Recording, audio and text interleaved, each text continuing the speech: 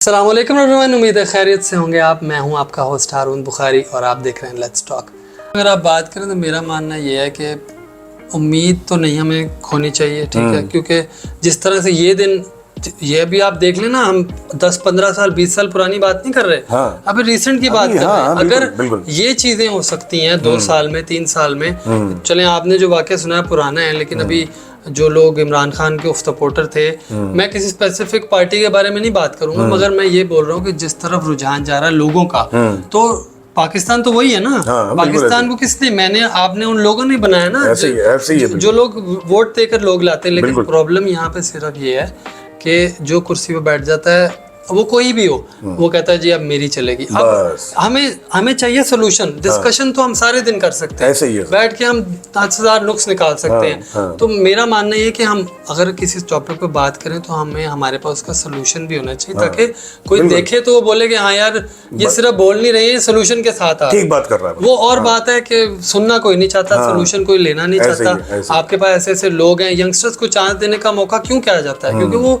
नए mind frame के साथ आते हैं। आप जब मर्ज करते हो दोनों, एक एक्सपीरियंस बंदा और एक नया बंदा, जब आप उसको कोलैबोरेट करोगे आप एक नई चीज निकालोगे। इसी वजह से अगर हम, क्योंकि हम क्रिकेट देखते हैं तो मैं क्रिकेट एग्जांपल दूं, ग्रास इसलिए बोलते हैं ग्रास रूट लेवल से आपको प्लेयर निकालना पड़ेगा। जो बच्चा होता है ना उसको आपको ट्रेन करना पड़ेगा। लेकिन इसलिए सक्सेस अगर आप देख लें ऑस्ट्रेलिया की, न्यूजीलैंड की, इंग्लैंड की, वो क्यों है लंबे अरसे के लिए? क्योंकि उन्होंने वहां से जनरेट किया। अब आपके मुताबिक आने वाले सालों में क्या ऐसी चीज़ें हो सकती हैं जिसकी वजह से पाकिस्तान बेहतर हो सकता है, या फिर बस यही रहेगा और पाकिस्तान दुबई से भी लोग? नहीं सर, देखिए बिल्कुल डेवलप हो सकता है अगर ये लोग करना चाहें तो चीज़ें बिल्कुल चेंज हो सकती हैं। सबसे पहले तो इन्होंने फोकस करना है एजुकेशन पे, और जो है वो जॉब्स प्रोवाइड करनी है अपने जवानों को। देखिए अगर आपका जवान आपका मुल्क छोड़ के ही भाग जाएगा, जब आपके मुल्क से निकल जाएगा, तो कौन बनाएगा मुल्क को? अब हम लोग हैं, हम लोग भी किसी दूसरी कंट्री में आके सर्व कर रहे हैं ना। जो भी हमारे अंदर टैलेंट है, जो हमारे अंदर स्किल्स हैं, वो हम किसी दूसरी कंट्री में आके सर्व कर रहे हैं जिसके लिए हमें पैसे मिल रहे हैं। अगर हमें यही अपॉर्चुनिटीज अपने मुल्क में मिलेंगी तो हमें क्या जरूरत है यहाँ पे रहने की? हमारा वहाँ पर सब कुछ है, हमारा अपना घर है, सब कुछ है, हमें क्या जरूरत है यहाँ पर हम धक्के खाते पड़ते हैं सुबह से शाम तक अपने आप को प्रूव करने के लिए? हम अगर अपने मुल्क में वो सब कुछ करेंगे, इसी तरह से सर्व करेंगे, तो यार हमें चाहिए ना कुछ, तो हमें अपनी कंट्री में चाहिए। आप ये बता दें कौन सी सक्सेसफुल इंडस्ट्रीज बता दें आप मुझे पाकिस्तान में कौन सी हैं? कोई भी सक्सेसफुल इंडस्ट्री नहीं जो थी। लेट्स सपोज टेक्सटाइल एक टाइम पे नाम हुआ करता था पाकिस्तान के टेक्सटाइल का, सर सब मूव हो गया। बांग्लादेश मूव हो गया, भूटान मूव हो गया, इंडोनेशिया मूव हो गया। कोई है ही नहीं है पाकिस्तान में, इंडस्ट्री नहीं है, टेक्सटाइल की कोई इंडस्ट्री नहीं है। उसके अलावा सर मेडिसिन की इंडस्ट्री बहुत बड़ी हुआ करती थी पाकिस्तान में, कोई भी नहीं है सर अब पाकिस्तान में, सब मूव हो गए। मैं छोटी सी आपकी इंडस्ट्री के बारे में बात बताऊं। जब मैं यूएई आया, जब मैंने कोई किसी ब्रांड की शर्ट देखी उसमें मेड इन पाकिस्तान देखा, तो मुझे बहुत प्राउड फील हुआ कि हाँ भाई कुछ हम भी बनाते हैं। लेकिन अब आप जाएं, आप पाकिस्तान की जगह रिप्लेसमेंट आ गई, इंडोनेशिया, थाईलैंड और चाइना भी है, और साथ इंडिया भी आ गया है। अब ज्यादातर आपको इंडिया में मिलेगी, क्योंकि इंडिया इंडस्ट्री बना रहा है, इंडिया लोगों के लिए बना रहा है चीजें। वो इस तरह नहीं करता कि जी परसेंटेज दोगे तो काम होगा। ये कुछ अर्सा पहले, 10-15 साल पहले माइक्रोसॉफ्ट आना चाह रहा था आपकी कंट्री में, जब उसको भगा दिया गया कि जी आप हमें कट देंगे तो फिर बात बनेगी, वरना तो नहीं बात बनेगी। एनीवेज, ये तो हम सर माइक्रोसॉफ्ट तो बहुत बड़ा हो गया ना, इंटरनेशनल ब्रांड्स छोड़ के जा रहे हैं। आप फूड चेन देख लेना, पिज्जा हट सर, मतलब पिज्जा हट तो ऐसी चीज है कि यार मतलब कहाँ पे नहीं है, पाकिस्तान से छोड़ के चला गया वो पिज्जा हट। एप्पल स्टोर खुल गए, 2 एप्पल स्टोर खुल गए इंडिया में। आप एक छोटा सा एप्पल स्टोर नहीं खुलवा सके सर? देखिए इंडिया का तो इस टाइम पे हम लोग, मैं जो है ना वो नहीं कंपैरिजन कर सकते। देखिए मैं सीधी बात है, किसी को बुरी लगे या अच्छी लगे, जो है ना इंडिया से हम लोग इस टाइम पे कंपैरिजन नहीं कर सकते कोई भी। पहले हम लोग ये बातें करते थे कि जी नहीं जी हम ऐसे, हम चौड़े, हम ये, हम वो। हम अभी तक जो है ना पाकिस्तानी, हम अभी तक इसी चीज में अटके हुए हैं कि जी वो वाघा बॉर्डर पे हमारे वाले की टांग ज्यादा ऊंची उठती है। सर वो लोग ऑलरेडी निकल चुके हैं आगे, वो लोग इन चीजों से बहुत आगे निकल चुके हैं। सही है ना सर? एप्पल तक उनके कंट्री में, उनके एप्पल स्टोर तक आ गया है। टेस्ला बनेगी, टेस्ला बन रही है उनके यहाँ सर। उनका जो है वो, आप ये देखें कि यूएई से जो उनका मुआहदा हुआ है ऑयल का मुआहदा हुआ है सर। ट्रेन बना रहे हैं दिल्ली से अबू धाबी। सोचें आप यार कि मतलब वो लोग कहाँ निकल चुके हैं, और हम लोग जो है वो, हम लोग इसी चीज में फंसे हुए कि जी नहीं हम तो जो है वो हमारे ये हैं, हम तो चौड़े हैं, हम तो ये हैं फलान। कुछ भी नहीं है भाई, वो लोग बहुत आगे निकल चुके हैं।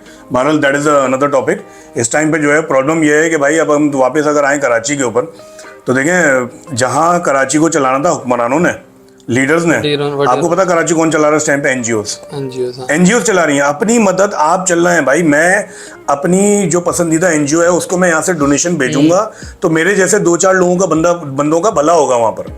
इस तरह से निजाम चल रहा है इस टाइम पे कराची। कफन दफन भी वो लोग करते हैं, कफन दफन भी एनजीओ वाले कर रहे हैं सर। किसी के गवर्नमेंट तो आपको मरने के बाद भी नहीं दे रही है ना कुछ। बहुत मशहूर हैं वो, बहुत आते हैं वो। भी रिसेंटली वो जो लोन वाले चक्कर हुए हैं उन्होंने जफर अब्बास जेडीसी वाले वो बहुत ही अच्छा काम कर रहे हैं। और मेरा ख्याल है ईदी साहब के बाद, ईदी साहब का तो ऑफ कोर्स कोई भी कोई उनका वो लेवल, मतलब आप मैच नहीं कर सकते, नेमो बदल नहीं है। वो जो मेरा ख्याल से नोबेल अवार्ड जो दिया था मलाला यूसुफजई को, उसकी बजाय अगर बहुत बोलते हैं ना ह्यूमैनिटेरियन राइट्स पे यूरोपियंस और अमेरिकन, तो फिर ईदी साहब को देते हैं। बिल्कुल ऐसे ही है सर। तो अब ईदी साहब के मुताबिक मेरे हिसाब से जेडीसी साहब वाले जो जफर साहब आपने बताया उनका नाम, वो बहुत अच्छा काम कर रहे हैं। अभी रिसेंटली आपको पता है लोन एप्लीकेशन वाला वो मसला हुआ, स्कैम चला, उसमें वो लोगों के रेंट्स पे कर रहे हैं, लोगों के जो इफेक्ट हुए हैं उनके लोन्स तक पे कर रहे हैं। मगर क्वेश्चन यही है, अब देखिए यही उस टाइम पे आवाज जो है ना, जैसे बंदा अगर कोई उठाने वाला है इस टाइम पे कराची में तो वही बंदा है। मतलब अभी हम उसके रिलेटेड टॉपिक पे बात नहीं कर रहे हैं, लेकिन जब कराची की बात निकलती है तो ऑब्वियसली जफर अब्बास की बात जरूर निकलती है। अच्छा देखें हुआ क्या था, जब बारिशें हुई थी, जो मैं आपको अभी रिसेंटली बता रहा था कि जी करंट लग के बच्चे मर रहे थे, पोल से चिपक के बच्चे मर रहे थे, सबसे पहला बंदा इस मामले में आवाज उठाने वाला जफर अब्बास था सर। उसने आवाज उठाई उसी के, क्योंकि मैं एग्जांपल इसलिए दे रहा हूं क्योंकि वो कनेक्ट करती है उन हालात से जो मैं आपको बताना चाह रहा हूं, इसीलिए मैंने भी। ठीक है, उसने आवाज उठाई, उसने जी एफआईआर कटवाई उस ऑर्गेनाइजेशन के ऊपर, के इलेक्ट्रिक जो है जो कराची में ऑपरेट कर रही है इस टाइम पे, उसके ऊपर उसने आवाजें उठवाई। ये हाल है सर।